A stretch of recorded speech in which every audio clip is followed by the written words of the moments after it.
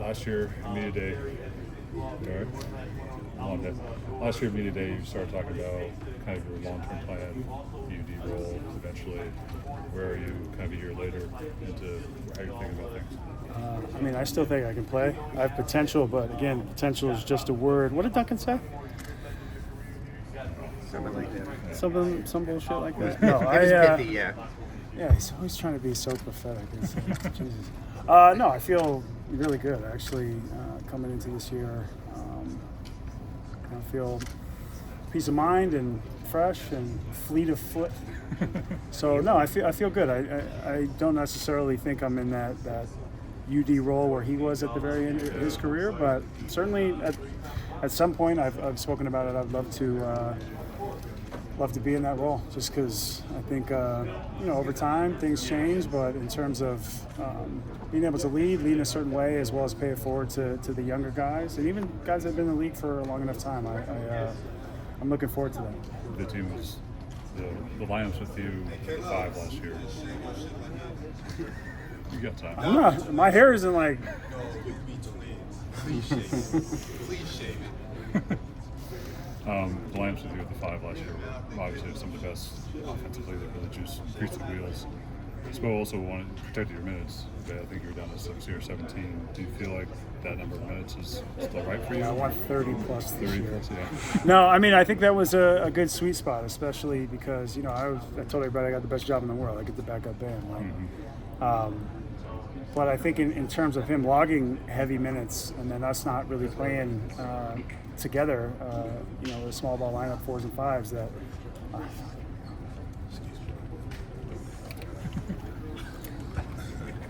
No, it's nothing harmless. We just got to do this. That's the fun. Yeah, that's it. Okay. That's literally it. Great angle. But no, I think with Bam playing heavy minutes, I think that like 15 to 20 minute area was a sweet spot. And then again, if I was rolling or things were going well, that I might break into like the mid 20s. But no, I think certainly playing those 16, 17 minutes crazy hard, I can be very efficient. And if I need to play more, good. Team obviously drafted a center as well, so even the I'm 5 so minutes. mad at them guys. How are you feeling about playing, some minutes alongside Khalil, and also helping him, bringing him along?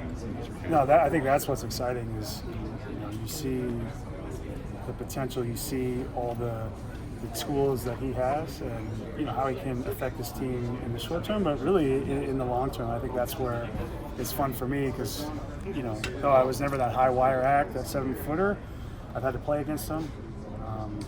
Guys like me are looking for a certain something or an advantage to score on them. So like just imparting that, I think will be a lot of fun. And I do think from a skills perspective and helping just bring them along offensively will be one of the things I take pride and a lot of joy in. So it'll be fun. It'll be a lot of fun.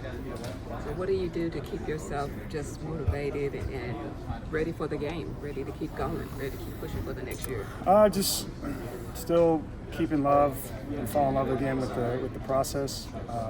I mentioned when I got here a year and a half or 2 years ago that it was refreshing, not only coming to a new team, but this type of organization. I feel like a lot of the ways that I've approached the game and processed the game are similar to how things have been and already were here. So I think that's it, just continuing to chase the game in every way that I can and just be in the game as long as I can. And no pun intended, because you did say you love the game. Love the game. Yeah, I love the game. So you just got to keep chasing it. I love it. He'd obviously feel comfortable. You're a lefty? I am a lefty. Look at this 13% chicken of the population. scratch. It cannot be read. So the Heat obviously feel comfortable, obviously with your skills still at a good high level to commit the 2 years. What made you interested? What made you interested in a second year? I want to see what all these guys say. I think, obviously we knew that Bam was going to be here, and he's very likely going to be a Heat lifer. But I just think settling and not looking at the next 12 months, I have a little bit of a runway for at least 2 years, and then we'll see after that. Would love to get to that round number in 20, but no, certainly love being here, playing, giving myself to the team, keeping the locker room light and fun. It just made a lot of sense on my end to look for that and want to be here at least for 2 more years. MGM Remix Sports Media, the Heat younger core in the summer league, and did that give you any deja vu vibes from when you were in summer league? And how has the young players impacted you, just their energy and affections? They keep me young. I mean, I feel like they continue to breathe new life into all of us. They approach the game in a certain way. Obviously, the front office and ownership, they draft a certain player, a certain mindset, somebody who's going to fit within what we're trying to get done. I think you saw that at Summer League. Big shout out to Dan, the head coach. So, we love to see it. We love to see. I mean, I'm not going to say that's a small win, but we like to celebrate, things like that happen. And I just think it's just mentally, as an organization, who we are. We go out there to win every single game, and in Summer League it was no different, and they got it done. And have you had a chance to get in touch with Khalil, speak to him, and being that mentorship for the season? For sure. Didn't get to spend too much time with him over the summer, but just seeing him here in the gym, seeing how he operates, how he moves, what he's capable of, where he can get better. I mean, he's still very raw and hasn't played his first game in the NBA, but again, our whole crew, we're going to bring him along and get him up to speed fast.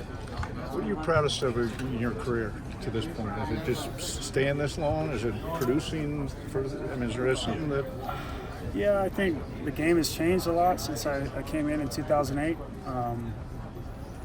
in a lot of ways, and just being able to adapt and change within that. I mean, I talked to Kyle Lowry last night, and he's I think if PJ Tucker doesn't sign, I believe he's the last in his draft class. And I told him that's really something that special that you've done. Like, that's something in itself, that you've been able to last that long. And now he's in Philly. It's like kind of like a storybook ending for him when he does eventually hang it up. And for me, I saw Derrick Rose retire, and that was emotional for me because he's somebody I've known forever. I've had a 20-year relationship with. He that kind of struck me and moved me, and I looked at how many people are left in that draft. There's only 6 of us. I mean, it's wild that we're coming to an end of an era for certain players or guys that came in when a few years before and a few years after. I mean, Gordon Hayward as well. That was wild to me. He was my class in high school, but I think that's probably what I'm most proud of, because I think when I was first coming into the league, I was like, if I can play a dozen years, that would be amazing. So I've eclipsed that and signed through 18 years. But yeah, professionally in the game of basketball, that's probably what I'm most proud of, is being able to adapt my game and make sure that I can impact the game as the game has progressed and changed.